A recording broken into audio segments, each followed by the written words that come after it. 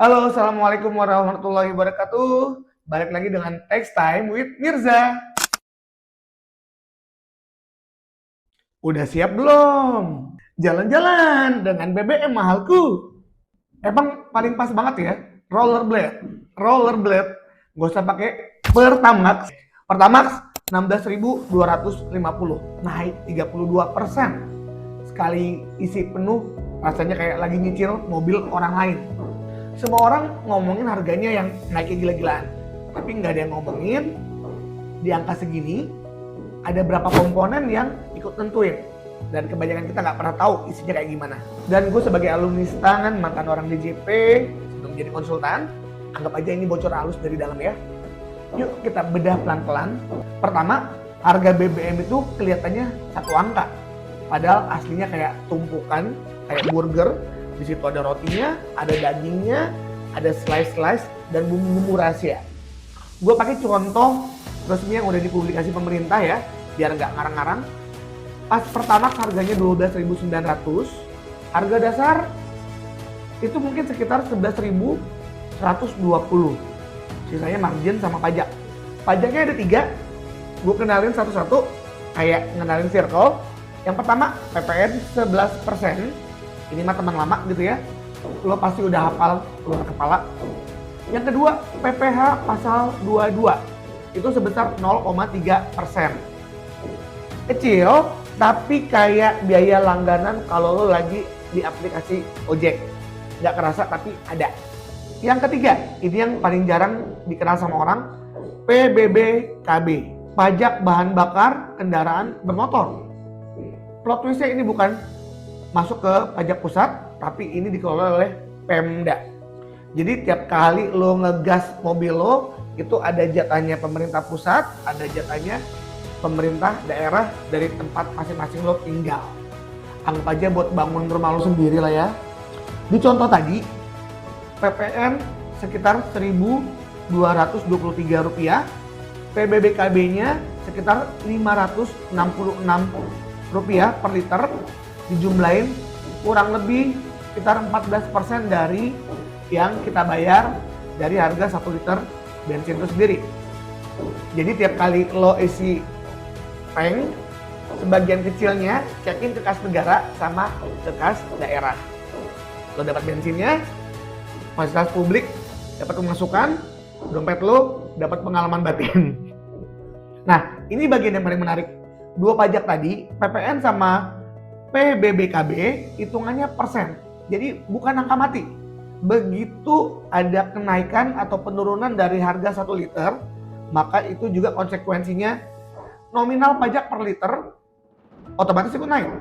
Bukan karena tarifnya dinaikin, tapi murni karena basisnya persen. Ini hal teknis yang wajar, cuman jarang diceritain ke kita sebagai konsumen. Terus uang pajak BBM ini larinya kemana ya? Nah, ini bagian yang perlu kita bahas. Oke. Bagian yang sering disalahpahamin, lo merhatiin nggak? Pas Pertamax naik, Pertalite sama solar bersubsidi itu harganya tetap. Pertalite 10.000, biosolar atau solar busuk itu tetap 6.000. Diem aja, kalem, kayak nggak ada apa-apa. Nah, itu bukan kebetulan guys. BBM kita dibagi dua kubu. Yang pertama, yang non subsidi seperti Pertamax, harganya ngikutin pasar. Sama yang subsidi kayak Pertalite atau solar busuk tadi, yang sebagian harganya ditambal sama negara biar tetap murah. Nambalnya pakai apa? Ya pakai APBN. Dari APBN sebagian besar isinya dari pajak, termasuk pajak yang barusan kita omongin tadi. Jadi ada lingkaran yang lucu di sini. Pas lo isi Pertamax, lo bayar pajak, itu sebagian muter buat bantu jaga harga Pertalite tetangga lo biar tetap bisa murah. Gotong royong versi pom bensin. Makanya pas harga non subsidi naik, beban subsidi yang ditanggung negara itu jadi agak lebih ringan. Dan itu sebenarnya bagus sih untuk keuangan fiskal kita gitu ya. Ini yang di berita sering disebut mengurangi beban APBN negara. Sekarang lo ngerti maksudnya kan? Ya, buat bantu-bantu tetangga. Bukan cuma istilah ekonomi yang bikin kita ngantuk pas baca koran. Pertanyaan berikutnya adalah, kok bisa harganya naik segitu tiba-tiba? Jawabannya ada di ujung langit. Oh no, jawabannya ada di 8.000 km dari sini. Belakangan harga minyak dunia naik gara-gara konflik di Timur Tengah, Iran, Amerika, Israel, gitu kan. Dan karena harga pertamax kita ngikutin harga keekonomian alias harga pasar dunia, begitu minyak dunia naik, ya harga di pom bensin kita ikut nyusul. Dan ingat rumus tadi, harga naik, pajaknya pakai tarif persen. Nominal pajak per liter juga ikut naik. Semua nyambung kayak benang merah di drakor versi pom bensin. Nah, ini bagian khusus buat lo yang punya usaha. Yang tadi bikin nyesek, sekarang ada sedikit kabar baik. Jangan nangis dulu. Kalau lo punya bisnis kayak logistik, toko, jasa anter, apapun yang ada operasionalnya, makan bensin, nah biaya BBM itu bisa jadi pengurang dari hitungan PPh badan lo, gitu kan. Jadi ada biaya operasional yang masih 3M, sempat kita bahas ya. Artinya naiknya harga BBM kalau dicatat rapi justru ikut nurunin pajak penghasilan lo. Lumayan, ada hikmahnya kan? Semua orang Indonesia kayak gitu.